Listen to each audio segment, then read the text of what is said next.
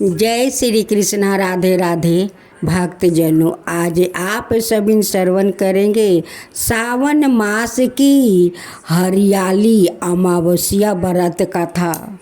इस अमावस्या की शिव और काली ही माता पार्वती है और वो ही काली है। इस हरियाली अमावस्या पर जरूर महादेव और माता पार्वती की कथा जरूर सुने।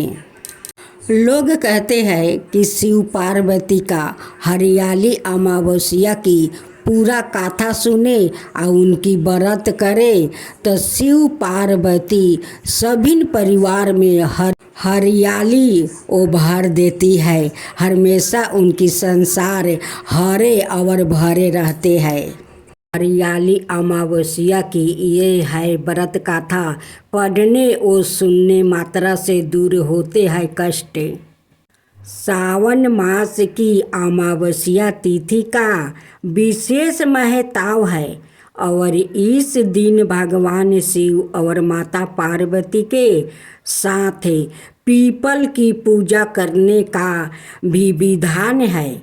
मानता है कि अमावस्या के दिन पीपल की पूजा करने के बाद कथा सुनने और पढ़ने मात्रा से जीवन के सभी संकट दूर हो जाते हैं और जीवन में सुख समृद्धि आती है। एक समय की बात है, राजा महल में अपने परिवार के साथ सुखपूर्वक निवास किया करता था। उसका एक पुत्र था जिसकी शादी हो चुकी थी। राजा की पुत्र वधू ने एक दिन रसोई में मिठाई रखी हुई देखी तो वो सारी मिठाई खा गई। जब उससे पूछा गया कि सारी मिठाई कहाँ गई तो उसने कहा, सारी मिठाई तो चूहे खा गया। पुत्र वधू की यह बात चूहे ने सुन ली और वो इस गलत आरोप को सुनकर अत्यंत क्रोधित हुआ। इसके बाद उन्होंने राजा की बहू को सबक सिखाने का निश्चय कर लिया। कुछ दिनों के बाद महल में कुछ मेहमान आया। चूहों ने सोचा कि यह अच्छा मौका है राजा की पुत्र वधू को सबक सिखाने का बदला लेने के लिए चूहों ने बहू की साड़ी चुराई और उसे जाकर अतिथि के कमरे में रख दिया। जब सुबह सेवकों और अन्य लोगों ने उस साड़ी को वहाँ पर देखा तो लोग राजा की बहू के चरित्र के बारे में बात करने लगे। यह बात जंगल में आग की तरह पूरे गांव में फैल गई। जब यह बात राजा के कानों तक पहुंची तो उसने अपनी पुत्र वधू के चरित्र पर शक करते हुए उसे महल से निकाल दिया। राजा की बहू महल से निकलकर एक झोपड़ी में रहने लगी और नियमित रूप से पीपल के एक वृक्ष के नीचे दीपक जलाने लगी। इसके साथ ही वो पूजा करके गुरधानी का भोग लगाकर लोगों में प्रसाद वितरित करने लगी। इस प्रकार कुछ दिन बीत जाने के बाद एक दिन राजा उस पीपल के पेड़ के पास से गुजर रहे थे। उनकी बहू हमेशा दीपक जलाया करती थी। इस दौरान उनका ध्यान उस पेड़ के आसपास जगमगाती रोशनी पर गया। राजा इसे देखकर चकित रह गया। महल में वापस आने के बाद उन्होंने अपने सैनिकों से उस रोशनी के रहस्य का पता लगाने के लिए कहा।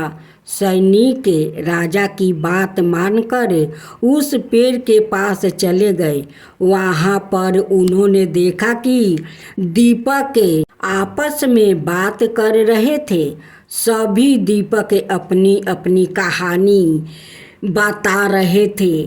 तभी एक दीपक बोला, मैं राजा के महल से हूँ। महल से निकले जाने के बाद राजा की पुत्रवधू रोज मेरी पूजा करती है और मुझे प्रज्वलित करती है। सभी अनाए दीपकों ने उससे पूछा कि राजा की बहू को महल से क्यों निकाला गया। तो उसने बताया कि एक दिन उसने मिठाई खाकर चूहों का झूठा नाम लगा दिया था। इस पर चूहे नाराज हो गए और राजा की बहू से बदला लेने के लिए उसकी सारी अतिथि के कमरे में राख आए। यह सब देखकर राजा ने उन्हें महल से निकाल दिया। यह सब सुनकर सैनिक भी हैरान रह गया और महल वापस आकर उन्होंने राजा को पूरी कहानी सुनाई। यह सुनकर राजा को अपनी गलती का एहसास हुआ और उसने अपनी पुत्रवधू को महल में वापस बुला लिया। इस प्रकार पीपल के पेड़ की नियमित पूजा करने का फल राजा की बहू को मिला और वो अपना जीवन आराम से व्यतीत करने लगी। बोलो भगवान भोलेनाथ की जय, माता पार्वती की जय। अब अमावस्या व्रत कथा दूसरा श्रवण करें। पौराणिक कथा के अनुसार एक राज्य में एक गरीब ब्राह्मण रहता है। पैसों की कमी के कारण उसकी पुत्री का विवाह नहीं हो पा रहा था। अपनी गरीबी से परेशान होकर एक दिन ब्राह्मण चंपित ने एक साधु से उपाय पूछा तो साधु ने बताया कि पास के गांव में एक धोबिन है जो अपने बेटे और बहू के साथ रहती है।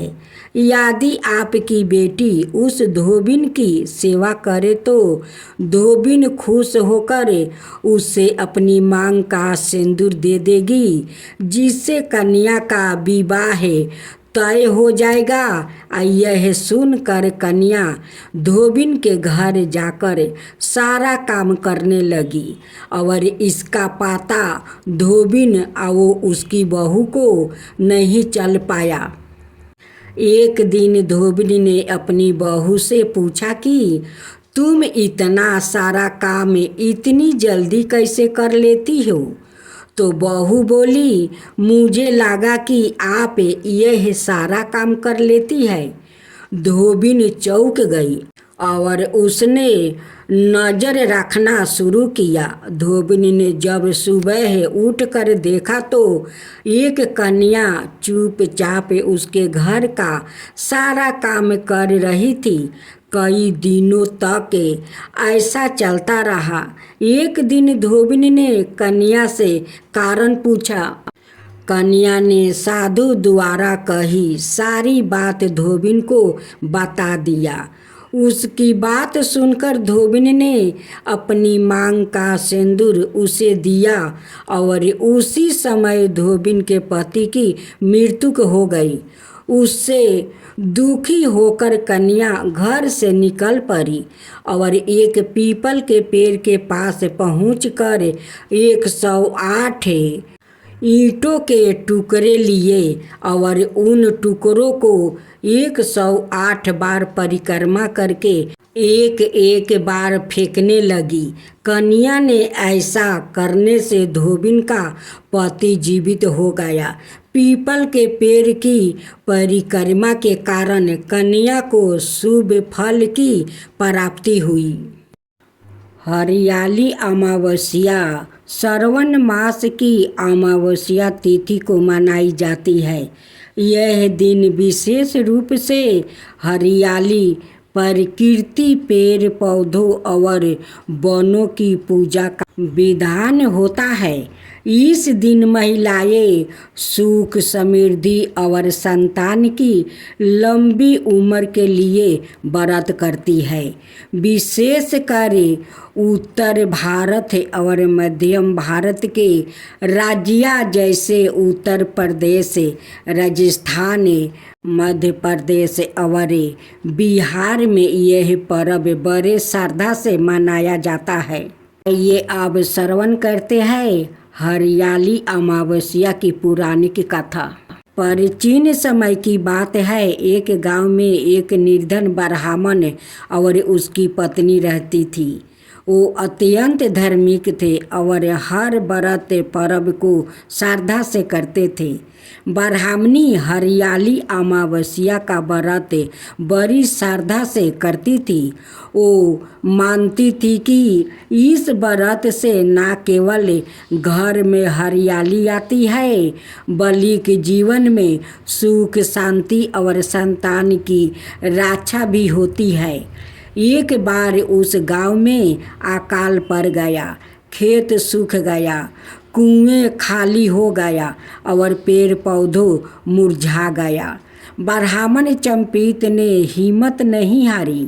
ब्राह्मणी ने संकल्प लिया कि वो इस बार हरियाली अमावस्या को पीपल और तुलसी के पौधे रोपेगी और उनका पूजन कर गांव में हरियाली लौटाएगी। व्रत के दिन ब्राह्मणी सुबह जल्दी उठी, स्नान कर साफ वस्त्र धारण किया और व्रत का संकल्प लिया। वो पीपल के नीचे गई, वहाँ जल चढ़ाई, हल्दी, रोली, अक्षत, मिठाई और दीपक से वो पूजन किया। फिर तुलसी माता के आगे घी का दीपक जलाकर कथा सुनने बैठी। तभी गांव की अन्य स्त्रियां भी खुश हुई। सबने मिलकर व्रत किया और गांव में अनेक पौधों लगाया।